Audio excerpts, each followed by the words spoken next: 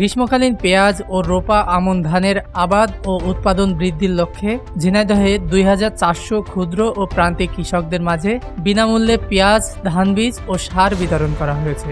মঙ্গলবার সকালে সদর উপজেলা পরিষদ চত্বরে কৃষি বিভাগের পক্ষ থেকে এ পেঁয়াজ, ধান বীজ এবং সার বিতরণ করা হয়।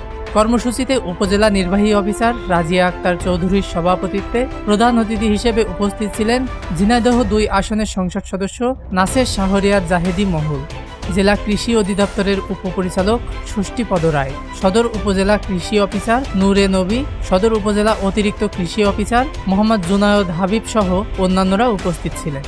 কৃষি বিভাগ জানায়, চলতি খরিফ 1-2024-25 মৌসুমে প্রণোদনা কর্মসূচির আওতায় সদর উপজেলার 17টি ইউনিয়ন এবং একটি পৌরসভার 2400 কৃষকদের মাঝে বিনামূল্যে 1 কেজি করে উন্নত জাতের গ্রীষ্মকালীন পেঁয়াজ বীজ, ডিএপি সার 20 কেজি, এমওপি 20 কেজি, এছাড়া উন্নত জাতের রোপা আমন ধান 5 কেজি, ডিএপি সার 10 কেজি, এমওপি 10 কেজি করে বিতরণ করা হয়। ডেস্ক নিউজ, দৈনিক রানার।